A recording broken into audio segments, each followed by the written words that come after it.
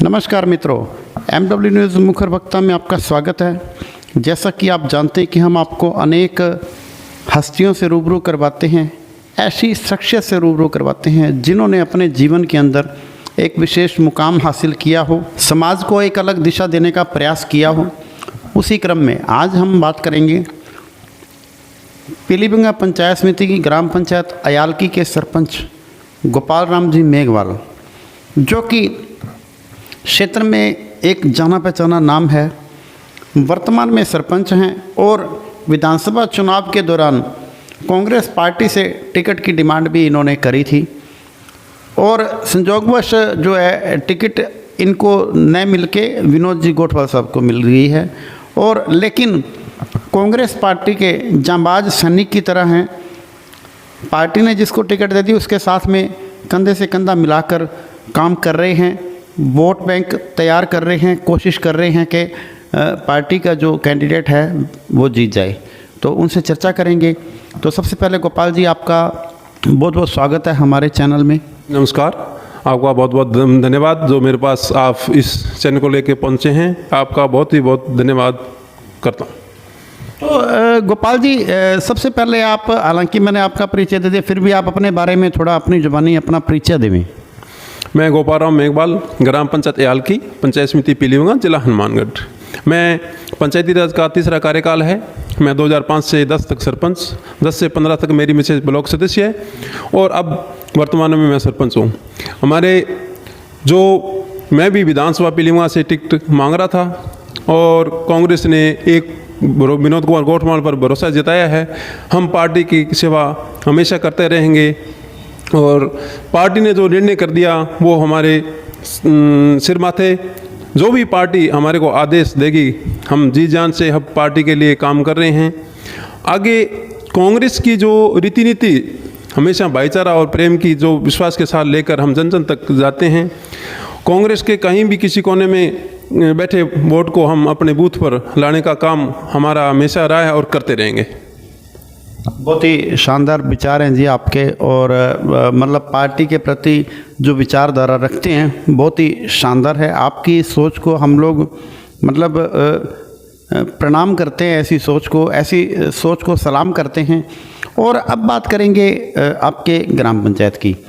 वर्तमान के जो कार्यकाल के अंदर आपने इस कार्यकाल में क्या कुछ काम करवाए हैं? विशेष रूप से विकास कार्य, अनेक विकास कार्य हुए भी हैं। जैसे आमतौर पर मैंने देखा है कि आपका जो कार्यकाल है 3.5 साल का आपका कार्यकाल हो चुका है, अनेक काम करवाए हैं। हालांकि 2 साल का टाइम पीरियड कोरोना की वजह से वेस्ट हुआ था, वो ऑल वर्ल्ड में ही हुआ था। तो क्या कुछ काम करवाएं, संक्षेप में थोड़ा बताएं। शिक्षा संबंधी जैसे हमारे स्कूल के अंदर कमरे की व्यवस्था हो, स्वच्छता के प्रति जैसे आयुर्वेदिक भवन का निर्माण हो, पेयजल के हेतु जो जल जीवन मिशन के अंदर और टैंक डिग्गी का निर्माण, पाइपों का निर्माण, शिक्षा के प्रति जैसे हमारे इंग्लिश मीडियम ने, हमारे लोकप्रिय मुख्यमंत्री ने जो हमारे को इंग्लिश मीडियम स्कूल दिया है वो भी बहुत सारे ने। आगे में ये बच्चों का भविष्य है, जो इंग्लिश मीडियम अपने बच्चे पूरे देश का नाम रोशन करेंगे अगर इंग्लिश मीडियम में हर बच्चे पढ़ेंगे। गरीब से गरीब बच्चा जो आज ग्रामीण क्षेत्र में जो स्कूल खुला है बहुत ही अच्छी सोच है। तो मुख्यमंत्री जी ने बहुत ही हमारा इस गांव के अंदर जो इंग्लिश मीडियम स्कूल दिया है उसका भवन नहीं है, हमारा प्रयास रहेगा जल्दी से जल्द उस भवन को जो हमारी सरकार के साथ मिलकर हम भवन का निर्माण भी जल्दी से जल्दी शुरू करवाएंगे। तो सरपंच साहब, ये तो आपने बताए हैं जो ये सारे के सारे मूलभूत काम हैं और बहुत ही बढ़िया बात है, ये तो बहुत ज़रूरी है, प्राथमिकता से होने चाहिए। इसके अलावा कोई और काम करवाए हो तो उसके बारे में अवगत करवाएं। जैसे केंद्र सरकार की योजना है, RRC शेड है, कचरा पात्र हैं, उसमें अलग अलग जो कांच हैं, पॉलीथीन है, उस हिसाब से शेड बने हुए गांव का जो कचरा है उसके अंदर डाला जाएगा। तो ये ऐसी योजना है, बहुत ही बढ़िया है। स्वच्छता के लिए ये भी बहुत अच्छा काम है। तो इसके अलावा गांव में हमारे जो सड़कें हैं वो लगभग बनी है, वंचित रही है, उसको मेरा ये प्रयास रहेगा कि उन कार्य को मैं पूरा करूँगा। मेरे को इस पंचायत ने 3 बार भरोसा जताया है, वो भी मेरा काम है। आगे भी मेरा यही सोच रही कि जिस गरीब को गणेश मानकर काम करने का हमेशा ही मेरा प्रयास रहेगा, यही मेरी सोच रही है। तो ये तो रही अपने जैसे पंचायत स्तर का जो काम है, जो आपने करवाए हैं, अनेक काम आपने करवाए हैं। अब बात करेंगे कि सरपंच साहब, जैसे कोई काम ऐसा होता है जो अड़ रहा है कि यार ये काम है जो आप करवा नहीं पा रहे हैं, ऐसा कोई काम है तो उसके बारे में बताएं। पंचायत में तो ऐसा कोई काम है, जैसे हमें सीनियर सेकेंडरी के अंदर बड़ा हॉल की आवश्यकता है। वो लोकसभा में जैसे एमपी और राज्यसभा बजट या एमएलए के बजट से हो, तो हम ये कहते हैं अगर वो हो जाए तो बहुत ही बड़ा और अच्छा काम है। वाटवर्क्स के अंदर 2 डिग्गियाँ हैं, अगर बड़ा काम 1 डिग्गी पानी स्टोरेज के लिए बन जाए तो ये गांव के लिए, अगर भविष्य के लिए बहुत अच्छा और सुविधा रहेगी। और स्कूल के अंदर जैसे छोटे छोटे काम है, ग्राउंड है, हमारे जैसे बड़े लेवल पर खेल मैदान नहीं है, छोटे छोटे खेल मैदान हैं, तो स्कूल के पास ऐसी भूमि भी नहीं है 5-10 बीघे ज़मीन हो। अगर खेल ग्राउंड हो तो ये देश का भविष्य है। खेल के साथ साथ स्वास्थ्य से भी हम वंचित रहते हैं। अगर खेल मैदान के लिए भी अगर कोई जगह की व्यवस्था हो जाए सरकार की तरफ से या गांव की तरफ से, तो आने वाला जो बच्चे हैं उनको खेल के साथ साथ बहुत कुछ अनुशासन वगैरह सब ये बच्चे सीखते हैं। खेल, शिक्षा, स्वास्थ्य, ये सब इस खेल के साथ साथ जुड़ते हैं। बच्चे का ध्यान गलत दिशा में न जाके सही दिशा में जाता है तो बच्चा अपना देश का भविष्य है। जो बच्चा सही रहेगा वही हमारा देश सही रहेगा। तो सरपंच साहब, बहुत ही अच्छी बात का आपने करी है बच्चों को लेके, खेल ग्राउंड को लेके। यूथ की बात करना इसलिए अनिवार्य है क्योंकि जो आज का जो यूथ है वो देश का भविष्य है। इनमें से कोई निकल के कोई इंजीनियर बनेगा, कोई डॉक्टर बनेगा, कोई आपकी तरह नेता बनेगा। और आज का जो युवा है, यूथ है, वो कहीं ना कहीं भटक गया, वो नशे की गिरफ्त में चला गया या मोबाइल फ़ोन के जो ऐसमज चीज़ों में फंस गया। अपने यहाँ पे जो गांव अयालकी की करते हैं बात या क्षेत्र की बात करते हैं, तो क्या कहेंगे आप युवाओं के बारे में? किस तरह से आप उनके सामने आइकन बन के उनको कैसे उनको उससे फ्री रख पाओगे? क्या कहना चाहो? देखो, सब लोग नेता नहीं बन सकते और सभी को नौकरी नहीं मिल सकती। ऐसे युवाओं से मेरा निवेदन रहेगा कि अच्छी सोच के साथ अगर चलेंगे तो निश्चित देखो नौकरी भी मिलेगी और नेता भी बनेंगे। अच्छी सोच होगी, अच्छे कदम होंगे, अच्छी कदम बढ़ाएंगे तो निश्चित अपना मंजिल हासिल कर सकते हैं। लेकिन ये कहीं ना कहीं सरकार की समस्या रहती है कि इसको अगर कारखाने, कोई फैक्ट्रियाँ या टेक्निकल कोई अपने ले आए जिससे उसका रोज़गार बढ़े, तो रोज़गार के साथ साथ अपने क्या जैसे 24 घंटे के अंदर अपने 7-8 घंटे काम लगेंगे, फ्री नहीं रहेंगे, काम में रहेंगे तो अच्छे रहेंगे। हमारा समय भी बीतेगा, हमारे घर पैसा भी आएगा। और अगर हम फिजूल बैठे हैं 24 घंटे फिजूल में, कहीं ना कहीं अपने को बुरी आदतों का हम लाचार बनते जाएंगे। काम करना ये इंसान का धर्म है, कर्म है, काम करना भी चाहिए। हमारा जैसे किसानी है, किसान भी बहुत तरीके से अपने हर ज़मीन को खेत, किसान जो है हर चीज़ को लेकर चलता है। तो किसान जो मजदूर है वो खेती भी अपने को साथ लेके चलनी है। व्यापार भी होना चाहिए, खेती भी होनी चाहिए, नौकरी भी होना चाहिए, सब चीज़ साथ चलेगी तब यूथ को सब चीज़ सोचना पड़ेगा। यूथ ही अपना देश का भविष्य है, सब चीज़ों को साथ लेके चलेगा, एक ही चीज़ को लेके नहीं, सब चीज़ को साथ लेके चलेगा तभी हमारे देश का भविष्य है, तब हम आगे बढ़ सकते हैं।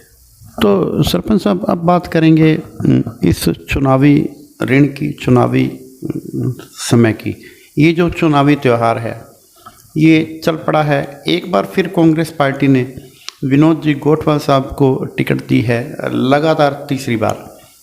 और अब की बार क्या लगता है कि उधर से बीजेपी ने भी धर्मेंद्र जी मोची साहब को टिकट दी है, रिपीट उनको किया है। क्या लगता है क्या होगा इस के बीच में कि विनोद जी कहीं कुछ कर पाएंगे या नहीं कर पाएंगे? क्या लगता है आपको? पहले तो बात ऐसा हो, किसी कैंडिडेट को कमज़ोर नहीं समझना चाहिए।